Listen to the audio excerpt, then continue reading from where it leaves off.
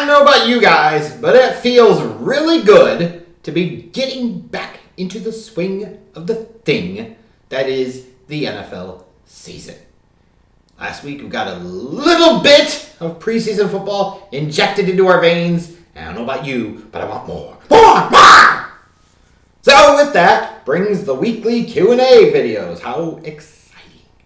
And because you great folks out there ask so many questions, I'm going to break this Q&A up into two parts. Part 1 is now, and part 2 will follow soon after. That way I can answer more questions. It's encouraging to see this type of response, and in particular, see the quality of questions that was asked. I salute you guys. Let's get started. Piznick64, Oilville's finest, whatever the hell that means, asks Baker Mayfield or Patrick Mahomes. Oh, excuse me. Let's rewind, because he technically said Mick Holmes, which I don't know what the hell Mick Holmes is. Baker Mayfield versus Mahomes. Is that the next Brady versus Manning rivalry? Well, let's see him actually face off a few times in the playoffs before we go that far. You never know. I'm not saying no, but as of now, hell no.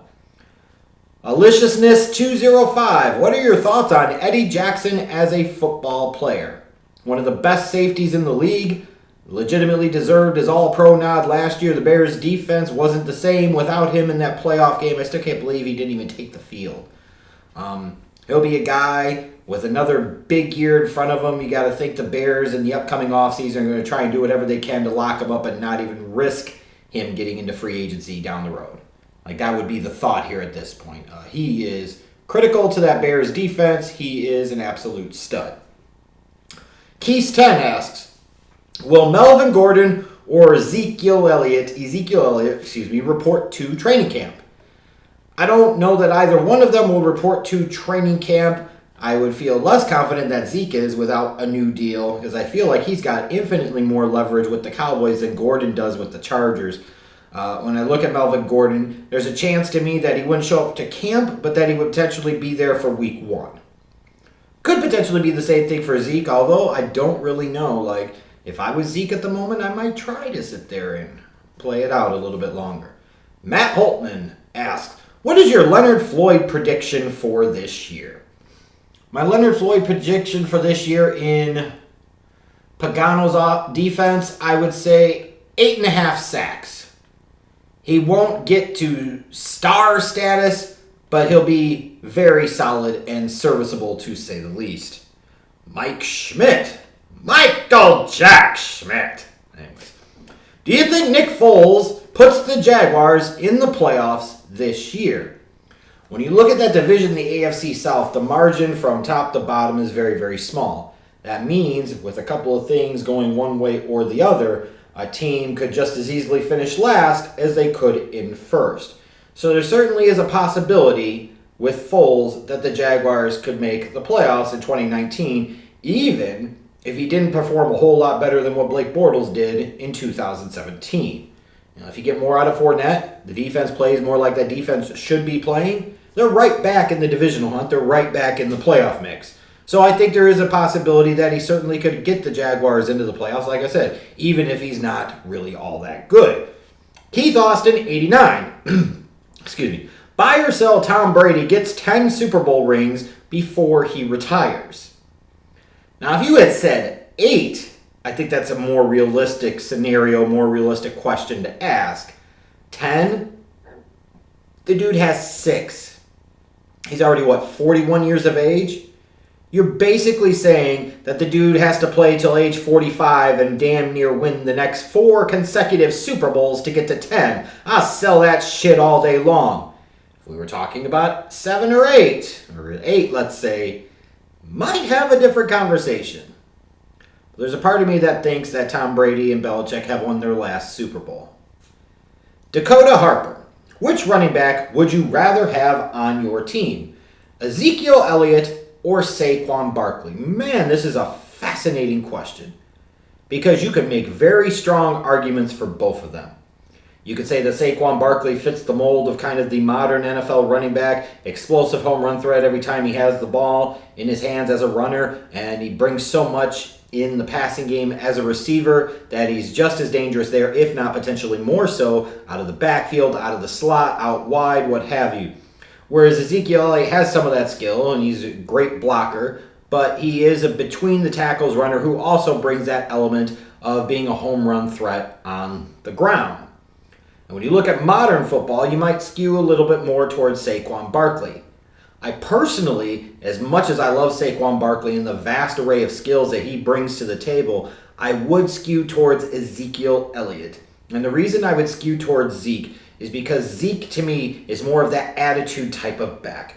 And especially in close games and tight situations and in the playoffs and cold weather, all of these different things, a guy like Ezekiel Elliott can take control of momentum for a team and take away momentum from an opposing team more than maybe a Saquon Barkley could. Even if you're talking about Saquon Barkley hits the big home run play in a playoff game, it's Ezekiel Elliott getting 5 yards here and 6 yards here and 10 yards here that really truly wears down an opposing defense. So as great of a talent as Saquon Barkley is, and I would love to have him on the Chicago Bears, for my money, especially if I'm trying to win a championship, I probably would skew towards Ezekiel Elliott. Latrell Hassel asks, with the Patriots another year older and no Gronkowski, do they make the AFC Championship game this year? I think right now the odds have to be yes until proven otherwise. I mean, they're the defending Super Bowl champs. They've made it to how many, 3 straight Super Bowls now? You look at them and you got to say, until proven otherwise, they're going to at least get there.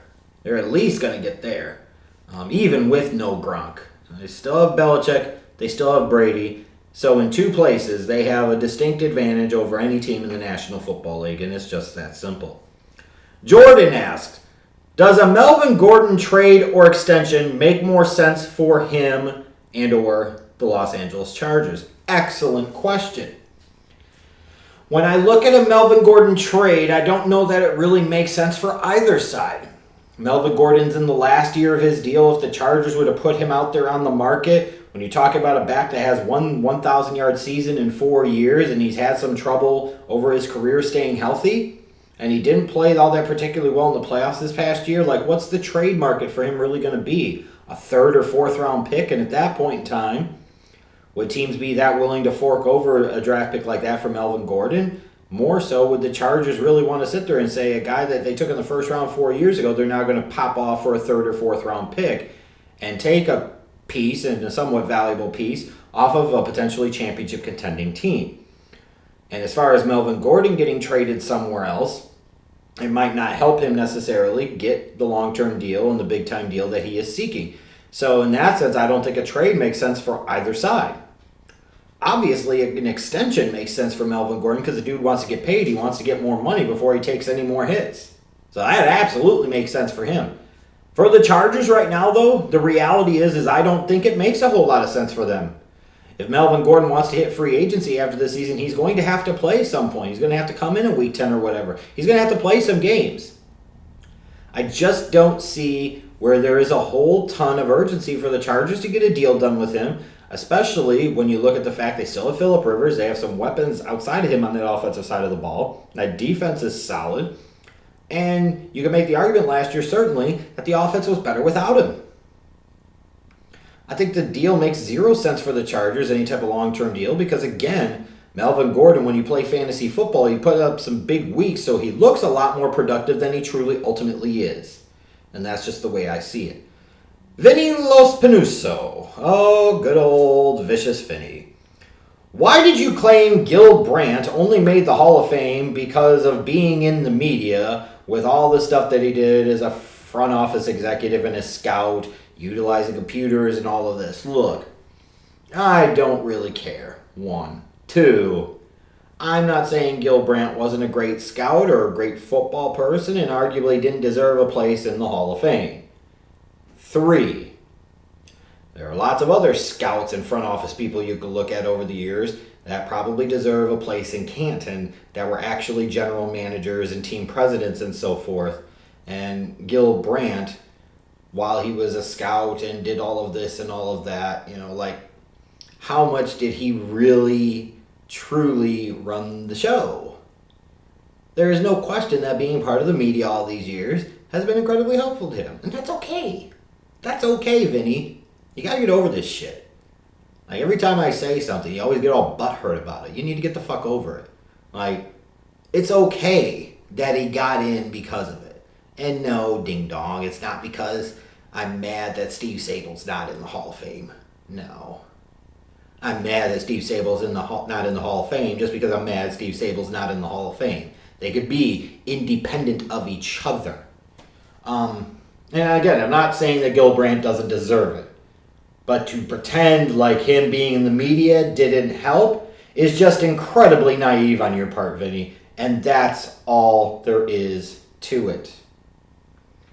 That said, if he was deserving, at least they did it while he was alive and here to appreciate it. So on that premise, and with the body of work of what he contributed through his career, again, I have no issue with him being in the Hall of Fame. So let me repeat that, because sometimes, Vinny, you have a problem listening and grasping full context here. I don't know why, but you gotta work on that. I'm not saying Gil Brandt is not Hall of Fame worthy. I'm saying that his time in the media helped him. It can both be true that he's a Hall of Famer and time in the media helped him. Fair enough? All right. Moving on. Drake Maddox, 28. Way too early predictions for Offensive Rookie of the Year, Defensive Rookie of the Year, and Surprise Playoff Team. Nice try. You're not getting those predictions out of me yet. You got to wait a couple of weeks for those. But you gave it a shot. The Sumdem asked thoughts and grades of Ryan Pace as Bears general manager so far. Probably a B. What keeps him from being an A, A-, A+? Two things. Haven't won a championship yet. That's a big deal. He's done plenty of other good things. He's had some slip-ups, certainly. But he's built what appears to be a contending team. It looks like he's got the right guy at head coach. But it comes down to two things. Is he going to win a Super Bowl? B, is Trubisky going to be that guy? Like, the Bears could win the Super Bowl, and Trubisky just ends up being an average quarterback, and you still have to clown Ryan Pace for passing on fucking Patrick Mahomes and trading up to get a lesser quarterback. You could praise him for building a championship team and also crap on him if he got the quarterback wrong. Because you could argue the two most important decisions of a general manager's tenure are the head coach and the quarterback. It appears he got the head coach right with Matt Nagy. Did he get the quarterback right? And as much as Bear fans want to pretend like they did, you don't know yet. And that's okay. He is 2 years into his career. We don't know yet. It is not fair to say Trubisky is a bust at this point. It is also not fair to say that he's a franchise guy. And people need to stop pretending that either one of those facts are true. There's some good that you've seen out of him and some mediocre to that you've seen out of him. I just personally need to see more before I'm ready to crown his ass. And that is what holds back Ryan Pace's grade. But B to me is that's a good draft picks. Khalil Mack trade. He's done some good work. Rick Stiles. If a wide receiver or running back has 10,000 yards, should they be a shoo-in for the Hall of Fame? No. Because if a running back has 10,000 yards, but he played, let's say, 12 or 13 seasons, and he averaged like 3.6 yards per carry, that's not worthy of a Hall of Fame spot to me. That's mediocre. You just played for an extended period of time. As far as the wide receiver position goes, and the numbers that are being put up now, I don't think that's necessarily good enough either. Doesn't mean you can't get in. I just don't think it automatically should be a shoo-in. And Alex Ibarra asked, if the Packers fail to make the playoffs, how does it affect Aaron Rodgers' legacy? I think it depends. If he plays really, really well, and the Packers' defense just stinks, or they have a ton of injuries around him and they go 7-9 or 8-8, I don't know how much you could put that on Aaron Rodgers. But if the Packers go 7-9 and 8-8, and the defense plays better and Aaron Rodgers and that offense is so-so, then it's not going to be a good look. It's not going to be a good look. So it's not just about wins and losses and so forth, talking about his legacy. But the pressure is on. Ted Thompson's not the GM anymore. McCarthy's not the coach anymore. The one constant in this equation is Aaron Rodgers. And if they don't do it, then who else can you blame now?